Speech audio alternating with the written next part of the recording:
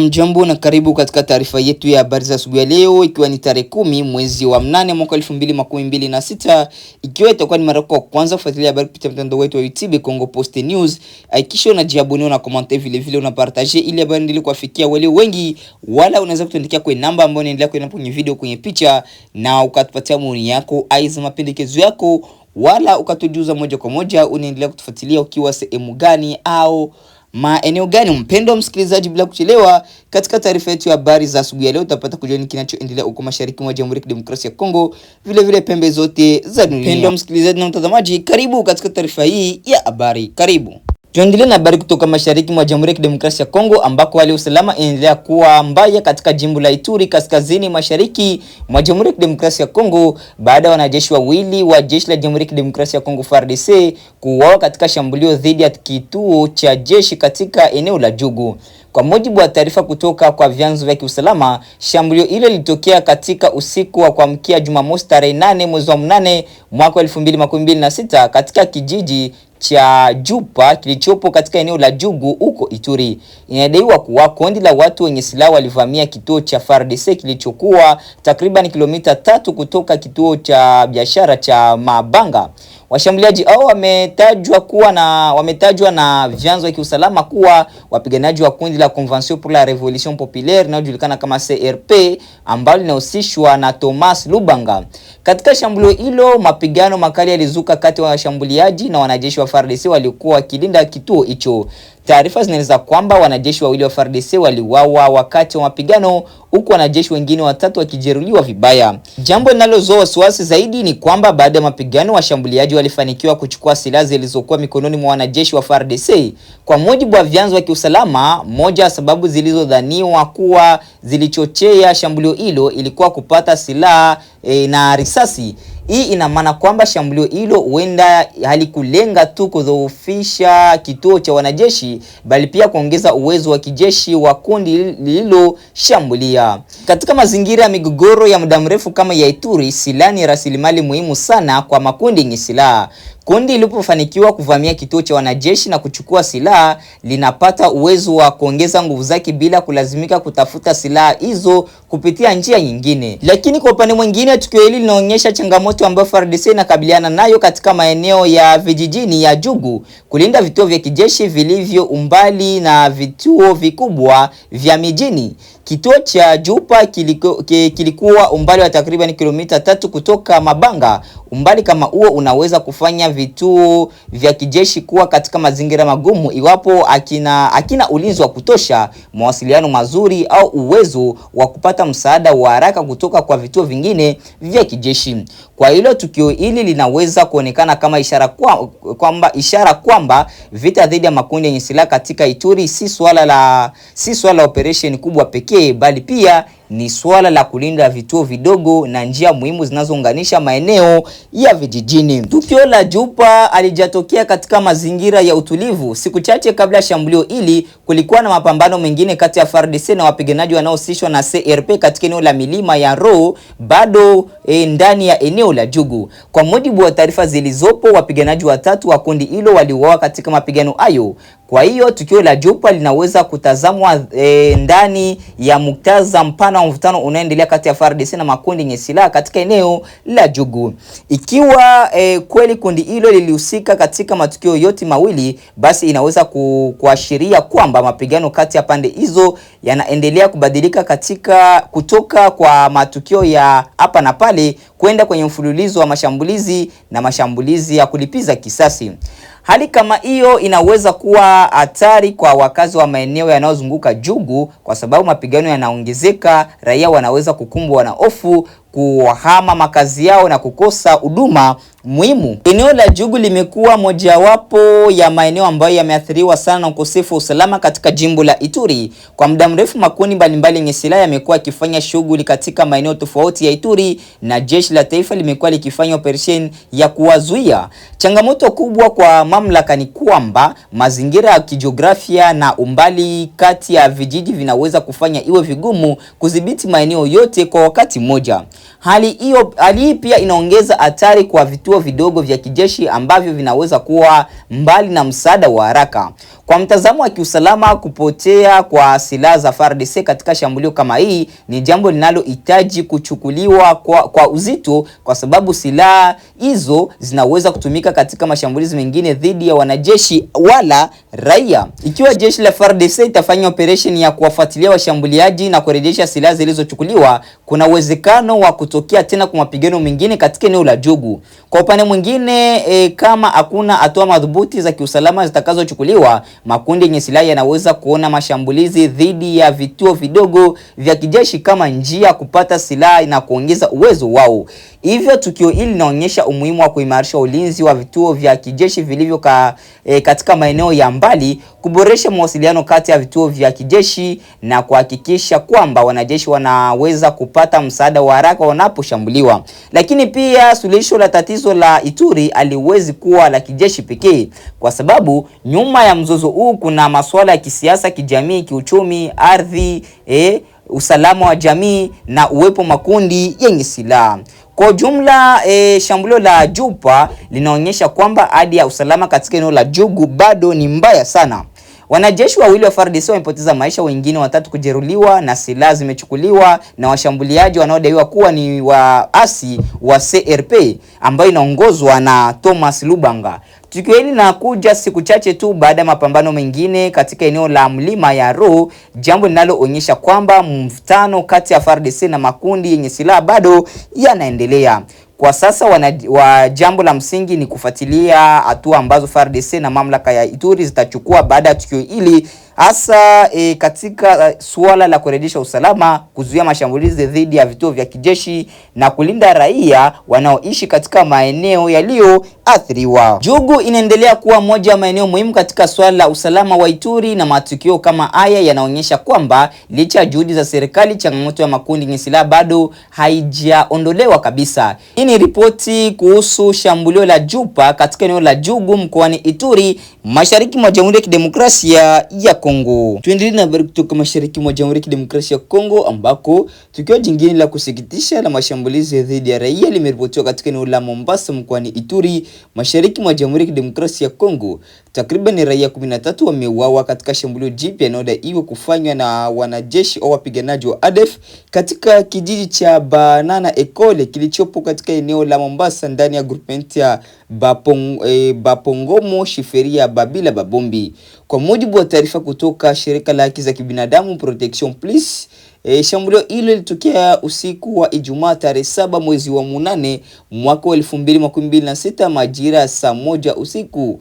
Eneo lililoshambuliwa liko katika kituo kinachopatikana katika eneo la 20 km kutoka Mombasa Centre. Kwa mujibu ilizokusanywa na Protection Plus kupitia mfumo wake wa ufuatiliaji wa matukio, watu wenye silaha waliingia katika eneo hilo na kuwashambulia raia. Katika tukio hilo, nyumba kadhaa ziliripotiwa kuchomwa moto, magari mawili yanadaiwa kuchomwa moto na washambuliaji hao.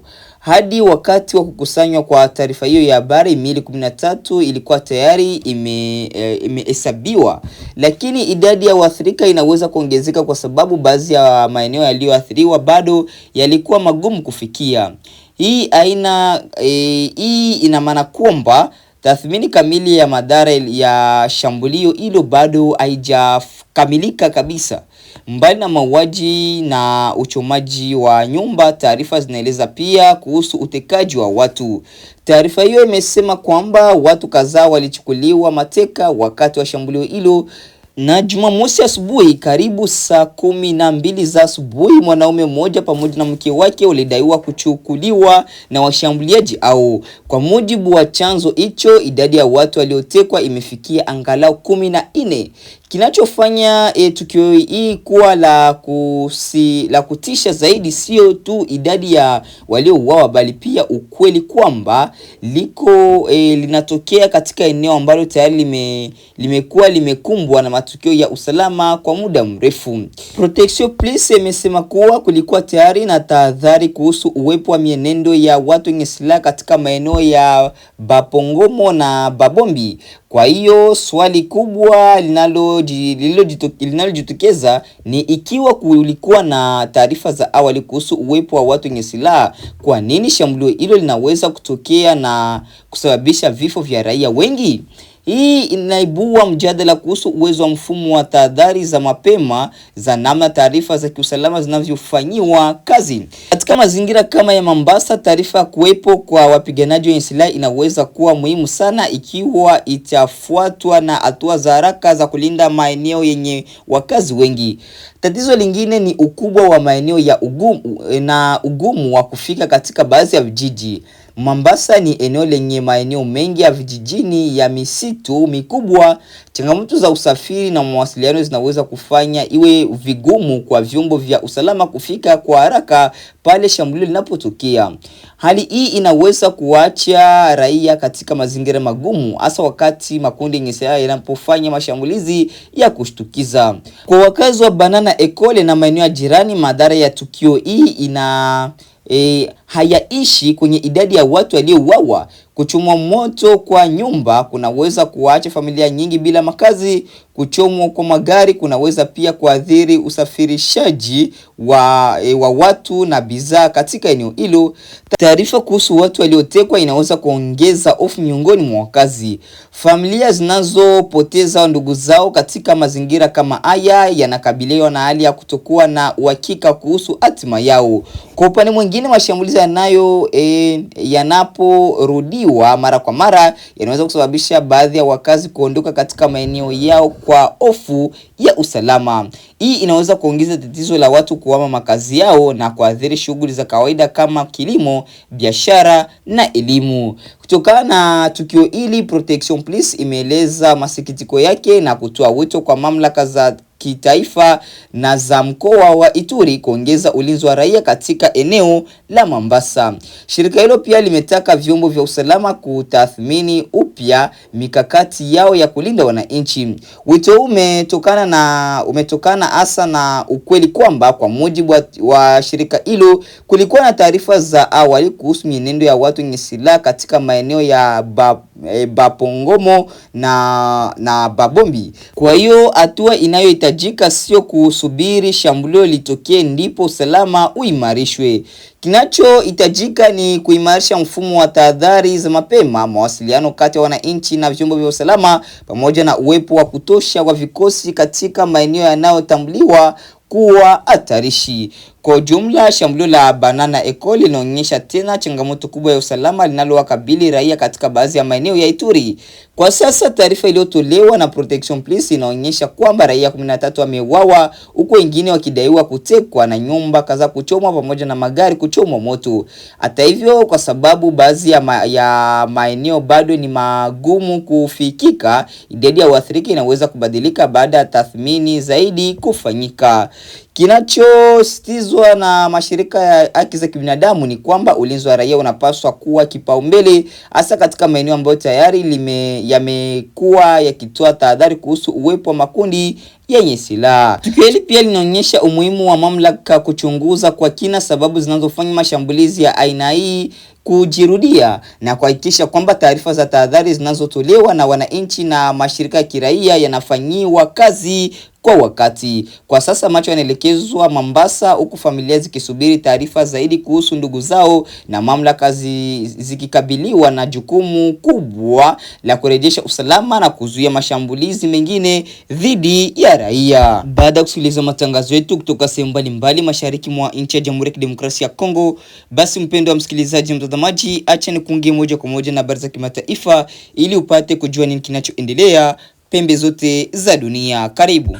Hebu na leo kwa mara nyingine tuimulike hali ya kisiasa nchini Tanzania na miito inayoongezeka kutoka kila upande ya kuanzishwa kile kinachoitwa mchakato wa maridhiano ya kitaifa. Fikra hii ya maridhiano ya kitaifa ilijitokeza kusema kweli kiasi miaka 2 au 3 iliyopita, ikilenga kufanya kile wanasiasa wa nchi hiyo wanakitaja kuwa ni kuponya majeraha yaliyotokana na kuporomoka kwa ustaarabu wa kidemokrasia ulioshuhudiwa hasa wakati wa miaka 5 ya kwanza ya utawala wa aliyekuwa rais wa taifa hilo hayati John Magufuli. Hatua za mwanzo kabisa zilihusu kujaribu kumaliza misuguano kati ya serikali na upinzani kwa kufungua milango ya kujiongeleana. Rais Samia Suluhu Hassan ambaye alichukua hatamu za uongozi mwezi Machi mwaka 2021 kufuatia kifo cha Magufuli alikutana mwanzoni mwa mwaka 2022 mjini Brussels na mwanasiasa wa upinzani Tundu Lissu na kisha kuahidi mabadiliko makubwa na hata kuwataka wanasiasa wote walioikimbia Tanzania ikiwemo Lissu warejee nyumbani. Shughuli za kisiasa zilizofungwa zikaruhusiwa kuanza tena. Kesi kadhaa zilizowakabili wapinzani ikiwemo ile ya ugaidi dhidi ya mwenyekiti wa chama kikuu cha upinzani cha Demokrasia na Maendeleo Chadema wakati huo Freeman Mbowe zikafutwa na pakajitokeza hisia za utulivu. Hata hivyo haikuchukua muda, mambo yakaanza tena kubadilika, hasa kuelekea uchaguzi mkuu wa mwaka 2025. Chadema ikamchagua Tundu Lissu kwa mwenyekiti na mara moja akaanza mikutano ya nchi nzima kudai mabadiliko ya katiba na mageuzi ya sheria za uchaguzi. Sheria karibu 3 za masuala ya uchaguzi zilibadilishwa au kufanyiwa marekebisho, lakini upinzani ukasema haukuridhika na kuhimiza wananchi kususia uchaguzi wa Oktoba 2025. Yaliyotokea kila mtu duniani pengine aliyasikia. Tundu Lissu alikamatwa mwanzoni mwa mwaka 2025 na kufunguliwa mashtaka ya uhaini. Hadi leo bado kesi yake inaendelea. Uchaguzi uliofanyika mwaka 2025 ndio ulileta zahma kubwa zaidi. Maandamano ya umma yalitokea, mamia ya watu walipoteza maisha, na tangu wakati huo hadi leo kuna hisia kuwa Tanzania, hasa upande wa bara, kipo kidonda kikubwa mguuni kinachohitaji kupona. Na hapo ndio wito wa kutafuta maridhiano umekolea moto. Lakini hadi sasa kuna vizingiti na maswali kadhaa yanayoulizwa, ikiwemo haja hii ya maridhiano ni ya taifa zima au imehodhiwa na wanasiasa pekee? Wananchi wenyewe wa Tanzania wanafikira gani wanaposikia juu ya swala hili la maridhiano? Na maridhiano yanaweza kufanyika kweli bila kuzingatia maslahi ya vyama vikubwa vya kisiasa? Na ipi ni haki na wajibu wa kila upande katika kufikia mwafaka utakaoisaidia Tanzania kusawazisha changamoto za kisiasa inazopitia? Hayo na mengine ndio tutayajadili hivi leo kwenye kipindi hiki cha Maoni Mbele ya Meza Duara, na mezani nimewaalika kutoka Dodoma, Tanzania, mzee Philip Mangula ambaye ni mwanasiasa mkongwe wa nchi hiyo aliyepata kushikilia nafasi za juu za chama tawala nchini humo CCM, ikiwemo wadhifa wa katibu mkuu na makamu mwenyekiti wa chama hicho. Kutoka visiwani Zanzibar nimemkaribisha mzee Juma Duni Haji, naye pia ni mwanasiasa mkongwe aliyeshiriki siasa za upinzani kwa miaka mingi na kushika wadhifa wa mwenyekiti wa chama cha upinzani cha ACT Wazalendo. Kutoka Dar es Salaam, Tanzania, tunajiunga pia na Amani Golugwa. Yeye ni naibu katibu mkuu wa chama cha Demokrasia na Maendeleo Chadema upande wa Tanzania bara. Kwenye mji wa utalii wa Tanzania kaskazini mwa taifa hilo wa Arusha, tumebahatika kumpata Odero Charles Odero ambaye anaongoza asasi mpya ya kiraia iliundwa hivi karibuni iliyopewa jina la Kamati ya Kusukuma Maridhiano ya Kitaifa. Karibuni nyote waungwana kwenye kipindi cha Maoni. Asante sana.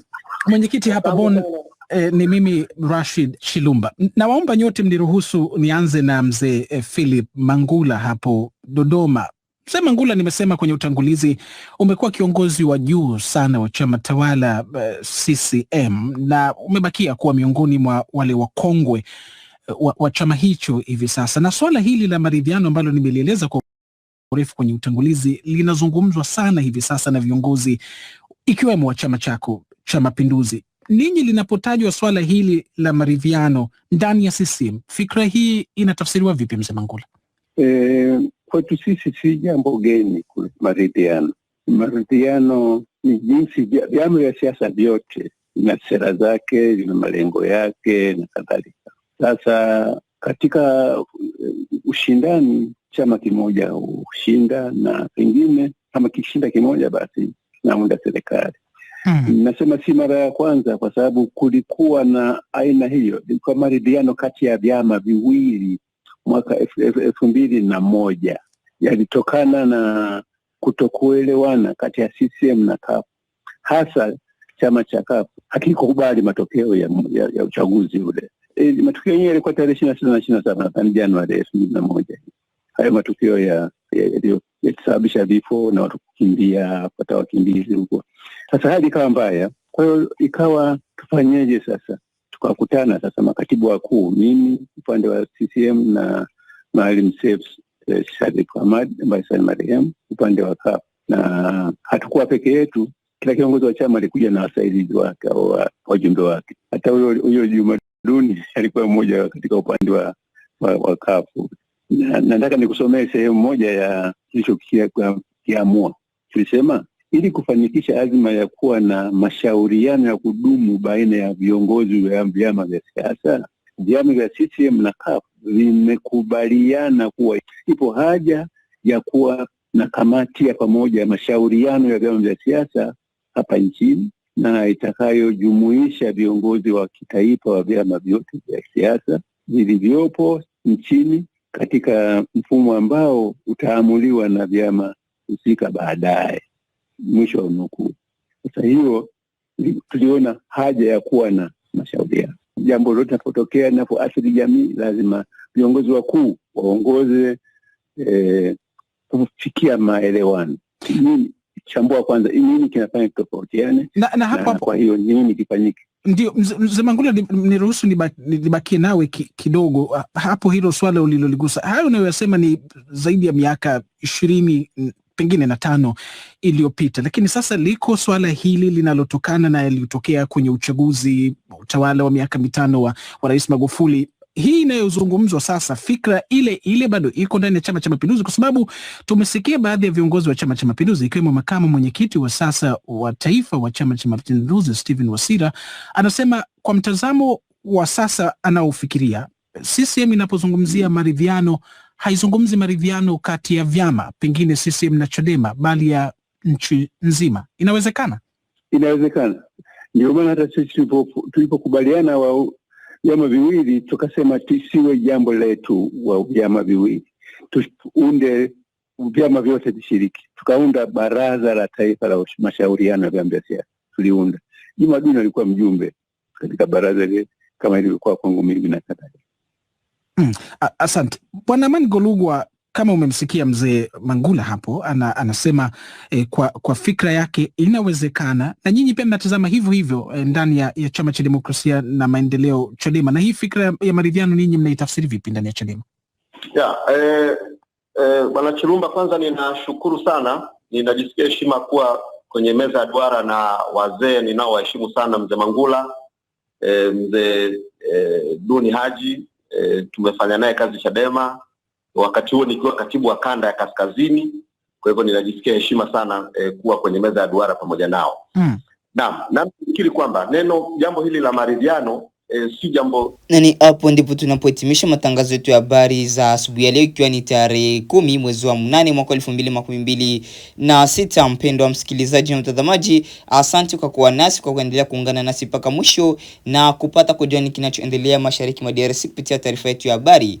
Basi tukutane katika taarifa zetu za habari za mchana. Asante.